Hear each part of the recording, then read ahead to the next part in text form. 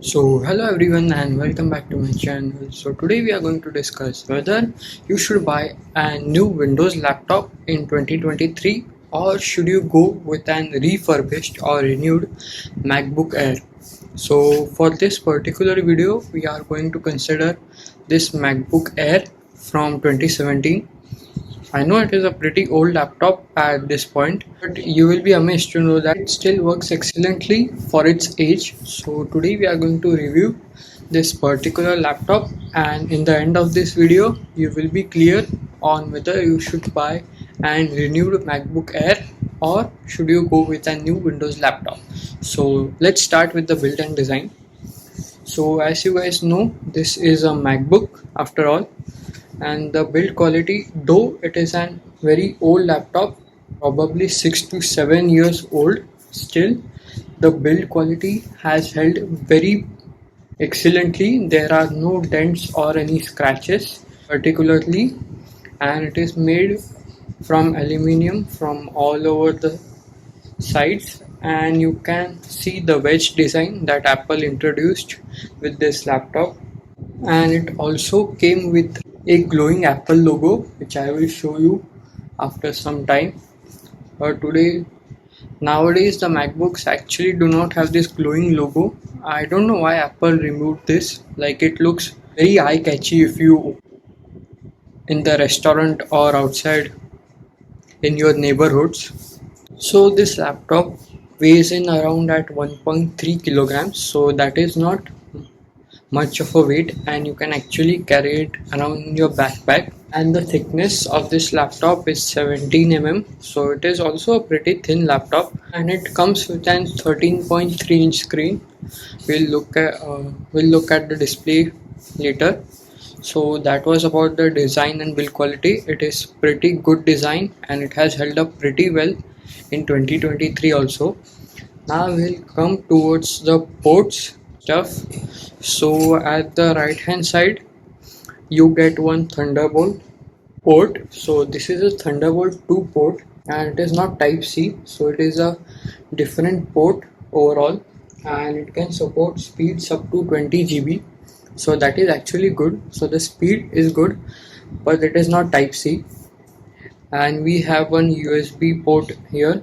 This is USB A, and a full-fledged micro SD card slot. So that is a pretty hard thing to find nowadays, as Apple has removed the SD card slot from the MacBook Air series. It is available on the MacBook Pro 14 and 16 inch, but it is not available on the MacBook Air. So that is a pretty good thing that it still supports micro SD card slot.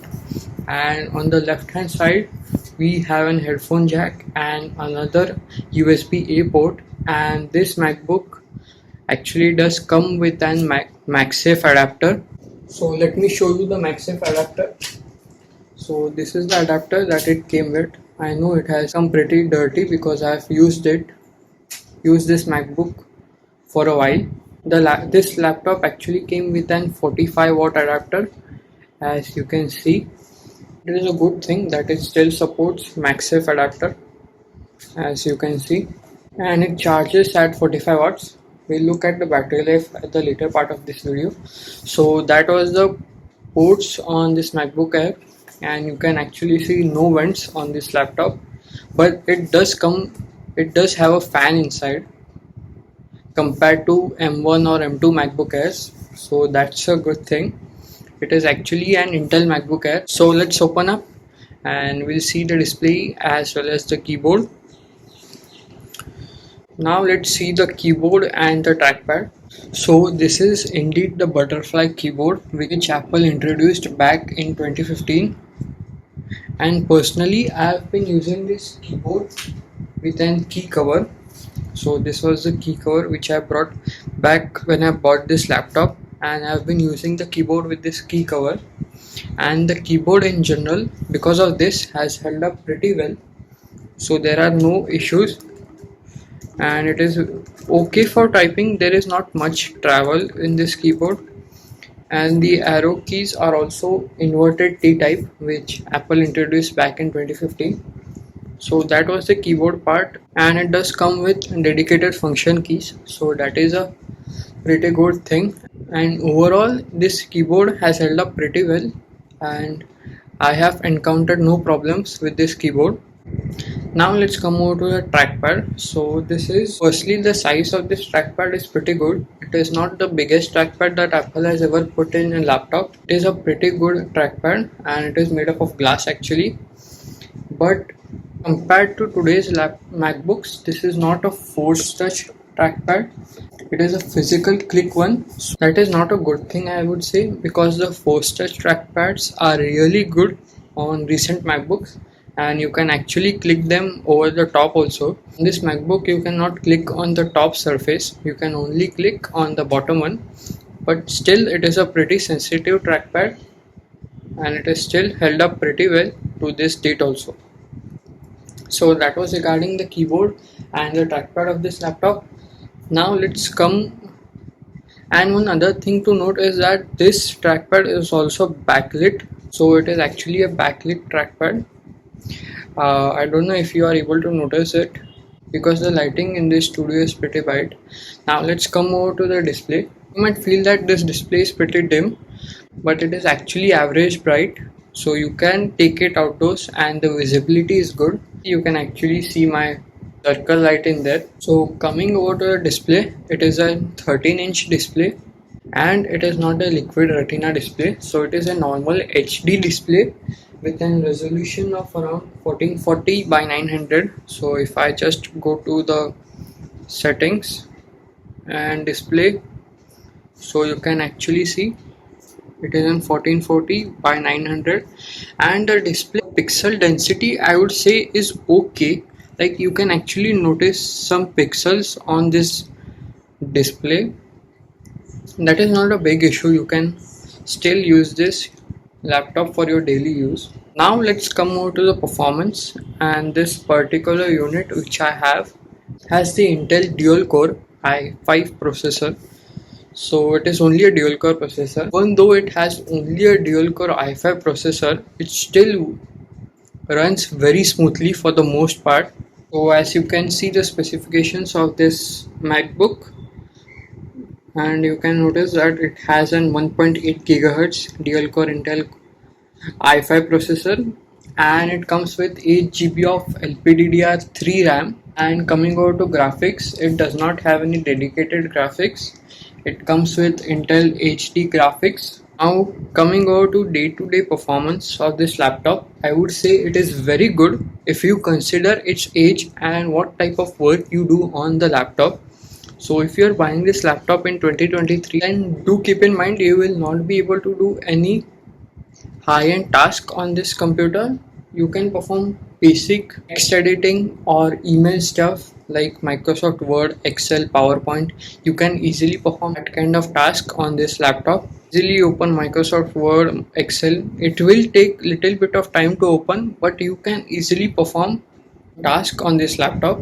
So as you can see, it does take little bit of time, but considering its age and its performance and its processor, I would say it's very good. So as you can see, you can easily open blank documents and start editing on this laptop, and you can just start typing. So for this kind of work, like basic editing stuff, etc., this laptop is very good. It performs very well. If you are planning to do video editing, I would say do not buy this laptop for video editing. I have rendered a 10-minute clip on iMovie and it 30 to 40 minutes to export it, and the laptop also became pretty warm. So this laptop is not particularly good for video editing. It is good for basic day-to-day stuff.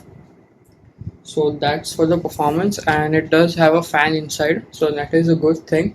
And do not buy this laptop for any gaming stuff. It will not run games that well, as it does not come with any dedicated graphics at all. So that's that. And coming over to the battery life, the battery life I would say is good, considering that I have not replaced this battery at all.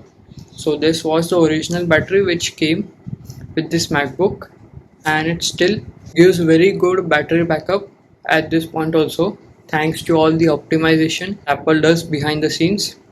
So though it is an Intel laptop, still the battery life is great. Now you can actually check the battery health by using a coconut battery application that you can find on Safari.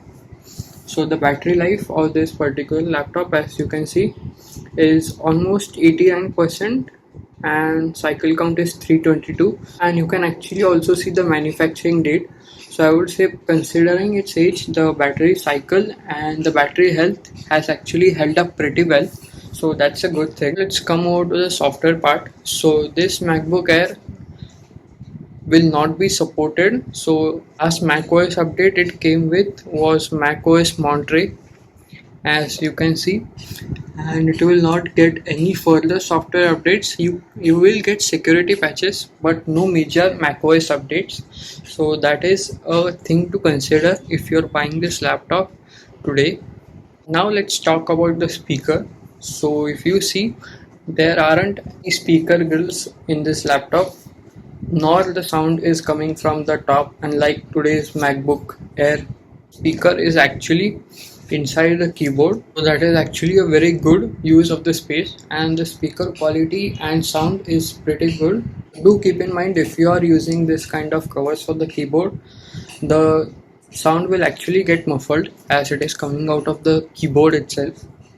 So that was the speaker quality. Now coming over to the webcam, this does have the 720p webcam, so it is not at 1080p, and the webcam is quality is fine. You can use it for daily Zoom call and stuff, FaceTime, etc. So that is good for that. So that is everything that I would like to say about this MacBook. The hinge quality is still very good, like compared to the Windows laptop. It is very good, I would say. It has held up pretty well. So overall, I would say this MacBook has held up very good considering its age. And if you want a laptop that will last very long and will support software updates for pretty long, I would say go with a MacBook. It is a better choice compared to Windows laptop. For my personal use, I actually use Windows laptop, and I have noticed the difference between what a Windows laptop can do and what a Mac can do. So Windows operating system, I would say, is not great. It just freezes and crashes in between. Though I have the Ryzen 7 variant, still I would say that you go with a MacBook compared to a Windows laptop. So that's it all guys for this video, and do let me know what you guys think about this particular laptop, and do let me know which laptop do you personally use, and we'll meet up in the next video. Thank you.